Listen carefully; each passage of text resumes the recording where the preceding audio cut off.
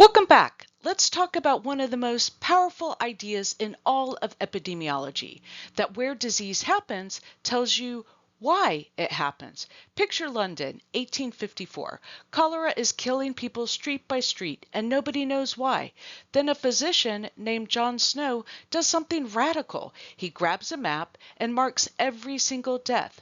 The dots cluster around one thing, the Broad Street water pump. He has the pump handle removed, the outbreak fades, and he's cracked the case before anyone even knew germs existed. That's spatial epidemiology in a nutshell. And here's the exciting part. Today we do exactly what Snow did, but supercharged with satellite imagery, GPS tagged animals, climate grids, and machine learning, scaling from one neighborhood to entire continents. Over the next bit, we'll cover cluster detection, risk mapping, and the full GIS workflow. Let's dive in. The foundational idea you absolutely have to lock in. Disease is almost never randomly scattered across the map. Why? Because pathogens, hosts, vectors, and the environment all vary from place to place. And that creates geographic patterns of risk we can map, analyze, and even predict. Think about it. Lyme disease piles up in the northeastern U.S. and upper Midwest for one simple reason. That's where the Ixodes scapularis tick lives. The geography of the vector is the geography of the disease. Bird flu, it tracks wild bird flyways. Anthrax, it follows soil pH and calcium. Liver fluke, it chases rainfall and temperature that favor snail habitat. And spread depends on connectivity, livestock movements, roads, rivers. Here's your core takeaway. Location itself is a risk factor and a powerful proxy for a whole bundle of underlying factors at once. Geography ties host, pathogen, vector, and movement into one analytical framework. Let's get our toolkit out. GIS, Geographic Information Systems. At its heart, GIS is a system for capturing, storing, analyzing, and displaying data that's tied to a location. The magic is combining the where with the what, and suddenly patterns that were invisible in a spreadsheet jump right off the map. Now there are two flavors of spatial data you need to know cold. Raster data is a grid of cells, like pixels, perfect for continuous surfaces like temperature, rainfall, or vegetation. Vector data is points, lines, and polygons, farm locations, roads and rivers, county boundaries. Watch out for coordinate systems, latitude, longitude versus projected meters. Mismatch them and you bake systematic error right into your distances and areas. So always check your projection first. Tools, ArcGIS, the free QGIS, R, Python, and SaTScan. An exam tip, know the concepts and vocabulary, not the button clicks in any one software. Map is only as good as the data you put on it. So let's talk sources, because knowing where to get this stuff is what separates a real spatial analyst from someone who just name drops GIS. Start with your disease cases, GPS coordinates or geocoded addresses of affected farms. That's point data, the foundation of every outbreak map. Layer on environmental and climate rasters, temperature, rainfall, vegetation from WorldClim, MODIS, NOAA, and Copernicus, free and global. Add land use and habitat from NLCD at a crisp 30-meter resolution. Bring in host distribution. GLW gives you global livestock density at 5 kilometers, essential for exposure modeling. And finally, movement and connectivity data, livestock records, roads, rivers, GPS tracking, which defines how disease can actually travel. Bottom line, data quality limits analytical quality. Know these data sets by name and you're ahead of the game. Okay, this is a big one, so stay with me. How do we actually prove a cluster is real and not just our eyes playing tricks? 5 steps. Step 1, visualize first with dot maps, choropleths, and kernel density. Always look before you calculate. Step 2, global spatial autocorrelation with Moran's 1, which answers one yes or no question. Is there clustering anywhere in my data? Step 3, local indicators. Lisa and Gettysord GIS, which pinpoint exactly where the hot and cold spots are.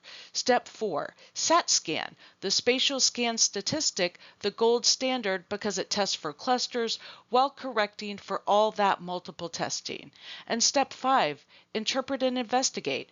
Remember this line, the cluster is the question, not the answer. For the exam, lock in Moran's 1 as global, Lisa and GIS as local, and SaTScan as your scan statistic. Key names, Kuldorf and Anselin. Now let's level up from where cases are to where risk could be. Predicted risk surfaces. Two main approaches. First, ecological niche modeling. The idea is elegant. Take the known locations where a disease or vector shows up, learn the environmental conditions there, then find everywhere else on the landscape with those same conditions. The famous tool is MaxEnt, and it's been used to predict where the Lone Star tick will spread under climate change or where Galba snails, the liver fluke host, could thrive.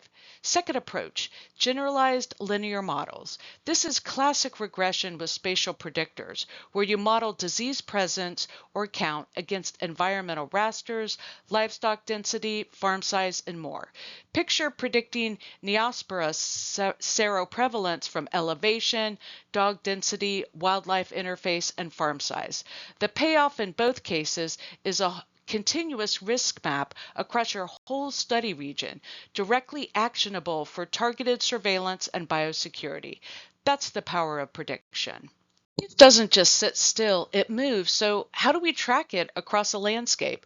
4 powerful methods. First, space-time cluster detection. SaTScan again, but now adding the time dimension, telling you where and when clusters happen together, the fingerprint of a spreading outbreak. Second, epidemic wave analysis, which measures the speed and direction of the wavefront in kilometers per week and reveals geographic barriers that slow it down. Think foot and mouth, bird flu, and rabies. Third, network analysis. Treat farms and markets at nodes and animal movements as edges, and suddenly you can spot superspreader farms and trace contacts forward and backward from the index case. And fourth, phylogeography, the really cool one, where you fuse pathogen genetics with geography to reconstruct exactly how a virus spread, like mapping the global march of H5N1 bird flu.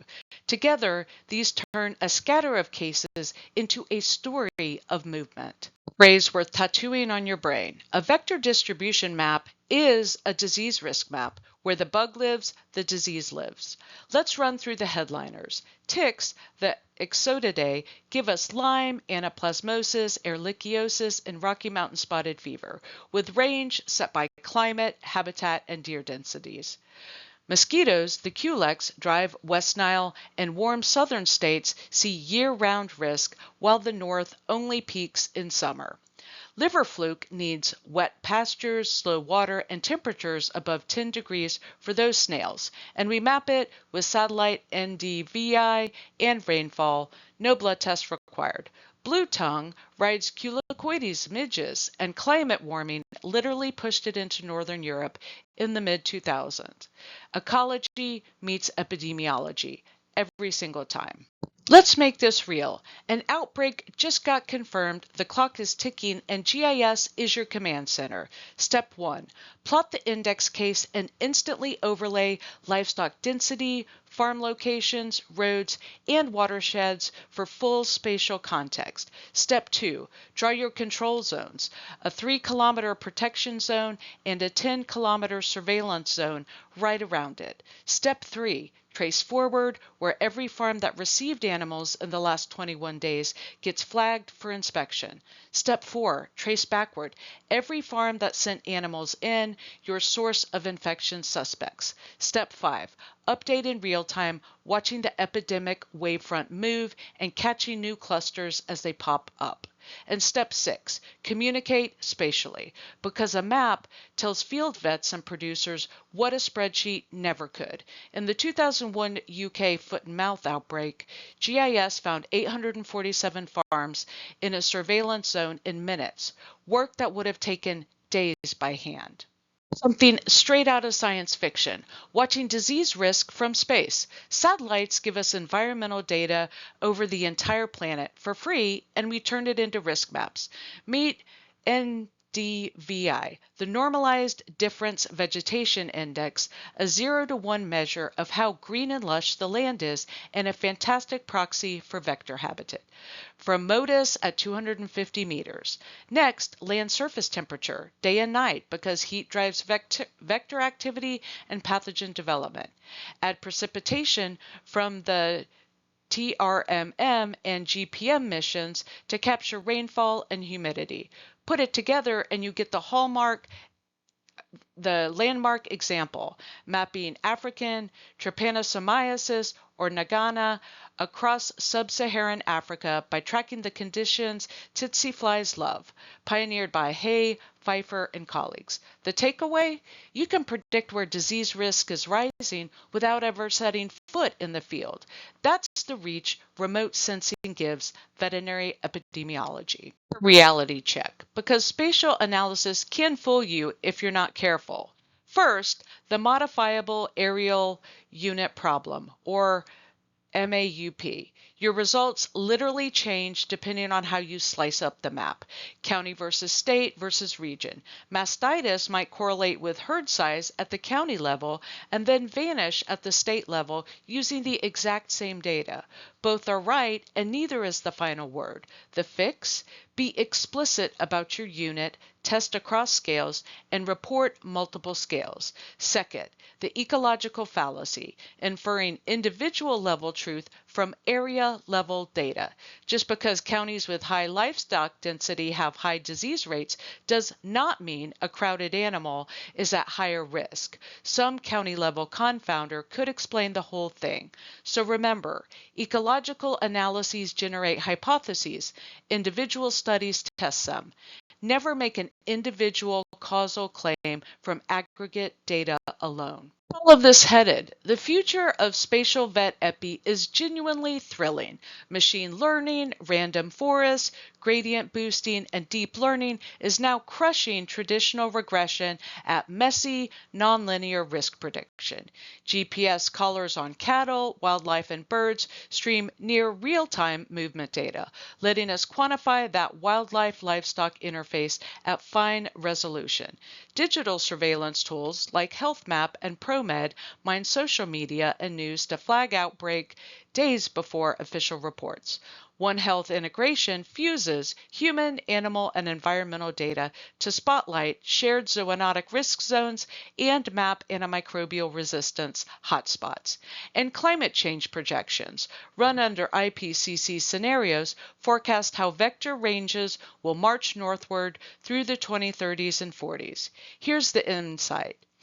Machine learning, GPS tracking, and pathogen genomics are converging into truly mechanistic One Health models. And understanding this framework now positions you to wield these tools as they hit regulatory and research practice. All right, let's bring it all home. 5 things to carry out of this module. 1. Disease is not random in space. Geographic patterns reflect ecology, hosts, vectors, environment, and connectivity. And mapping is always your first step. 2. GIS marries spatial and attribute data in raster and vector forms fed by WorldClim, MODIS, NLCD, and GLW. 3. Cluster detection runs on Moran's 1, LISA, and GuiStar and SaTScan, and a cluster is a question, not an answer.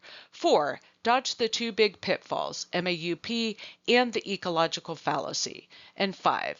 In an outbreak, GIS defines your zones, traces movements, and tracks the wavefront in near real time.